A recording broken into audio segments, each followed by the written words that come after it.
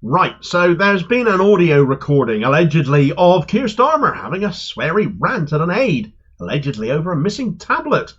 And I was scratching my head at this yesterday and thinking to myself, do I want to cover this? Can I be sure about it? Is it just a bit of a prank? I listened to it a few times, and the accounts saying it is a deepfake and AI generated, well, they might well be true. But I've read conflicting stories on this, with analyses saying that they think it is legitimate versus others saying no, it isn't. But the story has still gained sufficient traction that mainstream media and politicians have spoken out against it. And actually, with the reaction to it being what it has been, does it not actually speak volumes of Keir Starmer that so many believe it? Right, so have you heard the audio clip doing the rounds on social media of Keir Starmer apparently swearing at a 16-year-old intern about a missing tablet? It's quite the rant, a 25-second clip with 6 F-bombs and more. And if it was genuine, and if it was a 16-year-old child that he was speaking to like that, I'd want that addressed in sharpish, because that's absolutely disgusting. And for somebody that wants to run the country to address somebody like that, if it's real, he needs removing as leader in sharpish, because he in no way in heck is suited to running this country. It puts Gordon Brown's bigoted woman moment in the shade. Now, some people have run the audio through various analysis tools. I've read of acoustic experts feeling that this is genuine, that this is too good to be AI generated. And I'm not an acoustics expert by any means. I've got no reason to doubt their words and their opinions on this. And I must admit, having listened to plenty of AI generated videos and audio before, it does sound too good not to be real to me. But then I think about how much experience do I actually have of listening to deep fake material? And therefore I can't come down on one side or the other regarding the authenticity of the clip. There's other factors to consider too, though. The Twitter account that released it has a reputation for spreading disinformation. It's also quite a small account. But then I thought to myself, is that actually the point?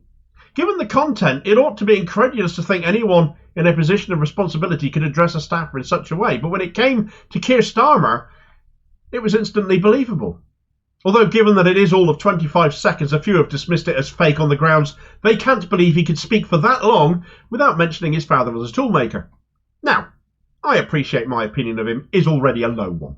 But with the media picking the story up, actually, it didn't matter if it was fake or not, as all the mainstream media were telling us. They'd highlighted it, got people talking about it, so they've ended up helping to spread it, even as they sought to close it down in their own minds. Surely they knew it was better to ignore it if it were fake news. Apparently not. Perhaps it was more of a paranoid circling of the wagons on behalf of the establishment's next anointed one. How quickly were they to exonerate Starmer of any involvement in Jimmy Savile, for example? Why did they refuse repeatedly to address Starmer's connections with the incarceration and ongoing attempts at deportation of Julian Assange? There's a whiff of coordination in the air about it all. Sky News' Sophie Ridge tweeted out, "This is a very troubling glimpse into how AI is changing politics. The audio has been all over my timeline. I agree it's a threat to democracy." Tory MP Simon Clarke said, "There is a deepfake audio circulating this morning of Keir Starmer. Ignore it. It's a reminder why the upcoming AI summit organised by the Prime Minister is so important." And this was reinforced by ITV News' Paul Brand, who quoted Clarke's tweet saying, "So encouraging to see politicians on all sides of the Commons calling out deep fakes, which are one of the greatest threats to democracy." Well, how was it verified to be a deep fake then? How was a Tory MP so sure about it? Did they produce it? There's been no explanation of how it has been ruled as such. Who said so? Who has made the definitive ruling on this? How has this been demonstrated and proven? Questions hang in the air about it, despite media and even opposition political voices coming out to defend Starmer. Yet we can easily believe he said this. Previous actions have shown him to be a petulant, vengeful, small-minded little man, from the purges of the left from the party to right-wing takeovers locally up and down the country, the mistreatment of members and other politicians, notably Jeremy Corbyn and Diane Abbott, his control freakery. Yes, this audio is completely believable of a man who can act as we know Starmer has.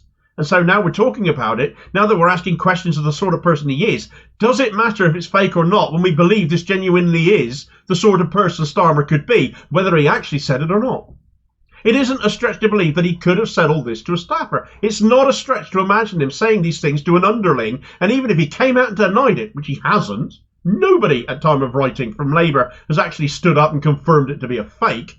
Starmer's lied about so many other things. Would we believe him even if he did deny it? That aside, if AI audio is getting this good, spells problems during elections, especially in light of recent events in Slovakia.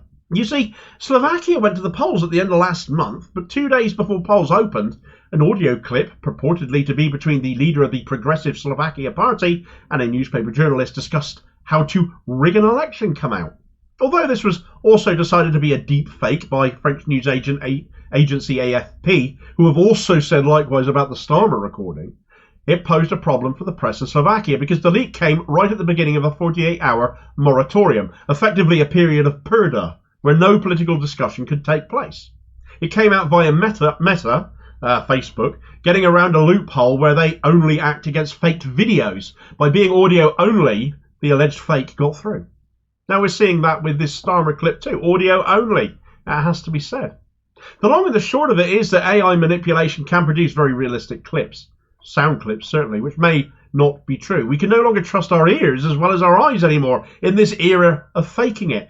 But given the media will happily embark on making up their own news when it suits them already, are they actually fit to be arbiters over this? I remember when a Corbyn aide was accused of punching someone rather than it actually being just a case of somebody cycling into another person's outstretched arm, but that did the rounds too in an effort to damage reputation and harm electability.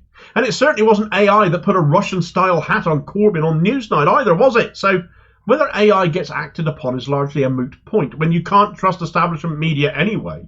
And if something strikes you as believable about someone, as in this case with Keir Starmer, well, it doesn't say a lot about the person that this is how many people do actually see you. Do you actually believe that this is how you would conduct yourself? That's something Starmer and what passes for his fan base really ought to reflect on. What do you make of this story, though? Will AI fakes become a bigger thing, or is this just shenanigans by someone? Do you think it's real or fake? Do you think it matters? Let me know your thoughts in the comments below and be part of the conversation. Thanks for watching. I hope you found this video useful. Please like, share and subscribe if you did. More content out daily.